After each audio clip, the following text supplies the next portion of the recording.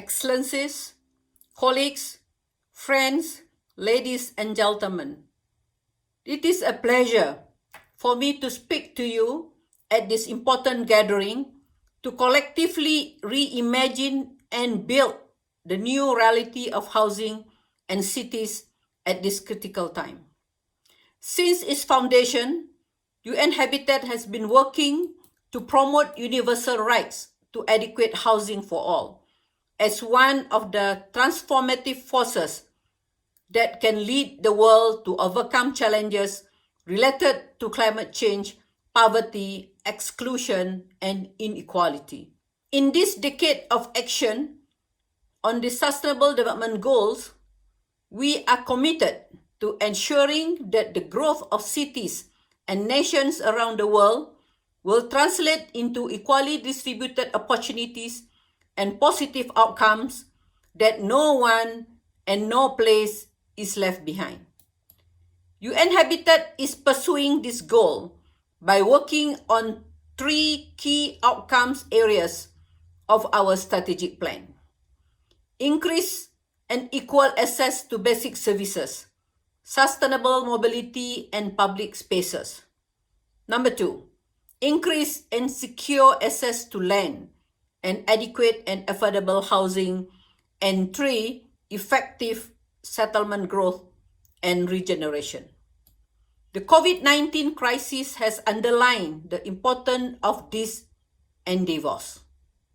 Unsustainable urbanization and deep-rooted inequalities in cities globally have heavily exacerbated the degree of COVID-19 impacts and led to the disproportionate impact on groups that were already in a situation of a greater vulnerability.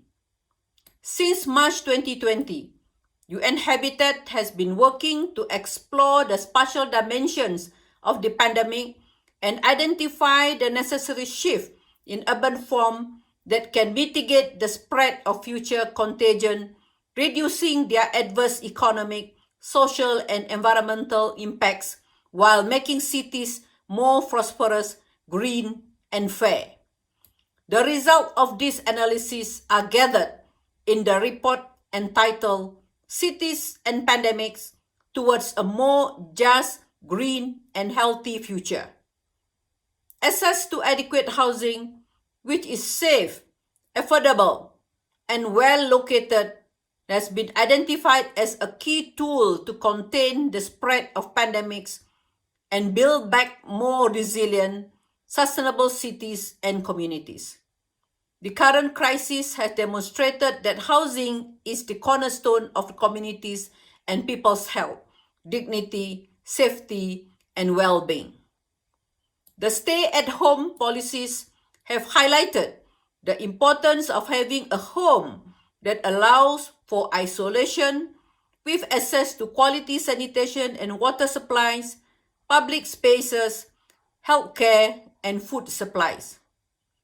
Furthermore, as a result of lockdown policies and loss of livelihoods, a potential surge in eviction and connected risk of homelessness has been reported globally, in particular for people living in deprived neighborhoods, informal settlements, and slums. COVID-19 has exacerbated a long global housing crisis, reflected in the increasing unaffordability of adequate housing. Almost a quarter of the global population does not have a safe place to live in with peace and dignity. At the start of the pandemic, 1.6 billion people were either homeless, in housing precarity, or living in overcrowded conditions. COVID-19 has made clear the necessity to remove pre-existing conditions of inequality and discrimination, as well as address emerging forms of vulnerability. Restoring the social fabric will involve more than policy frameworks. It will require a new social contract. While each country will arrive at its own commitments, there are 3 core objectives that can be regarded as universal. First, health. This is not only about access to healthcare, but also about prevention measures including healthy housing, urban design that reduces spatial inequality, improvement of air quality and managed urbanization that protects biodiversity and mitigates the spread of zoonotic diseases. Second, housing. Housing for all begins with a fundamental shift to a human rights-based approach, which translates in renewed investment in affordable and social housing, as well as in governmental interventions informed by a human rights approach to put people at the center of the discussion.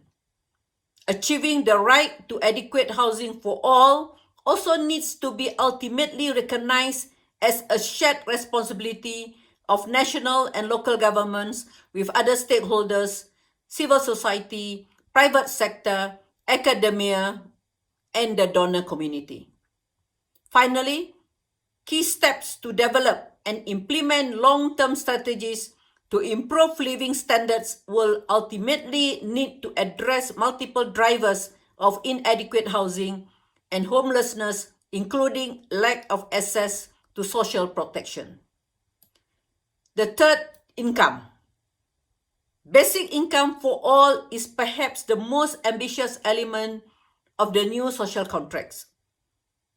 Universal basic income help extreme poverty and offer low-income households the ability to stabilize, meet their basic needs, and establish viable livelihoods. Once again, the pandemic has proved to be a testing ground, particularly with the application of temporary basic incomes.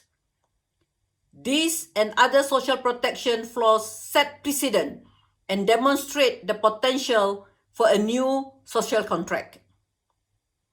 Cities are key to achieving such changes. They are the places where alliances are woven, consensus is built, conflicts settle, dreams are achieved. They are where the old normal was generated, but also where a new normal can emerge. One where health, housing, and security are prioritized, not only out of social necessity, but also from a profound commitment to human rights for all. Let me end by thanking Habitat for Humanity and the Urban Housing Practitioners Hub platform for inviting me to share some of the findings and recommendations drawn from the recently launched UN Habitat Report, Cities and Pandemics Report, towards a more just, green, and healthy future. I would also like to thank and acknowledge all the panelists and participants who will be sharing knowledge, experiences, and best practices on the subjects of housing and human settlements. I wish all of you a fruitful discussion. Thank you.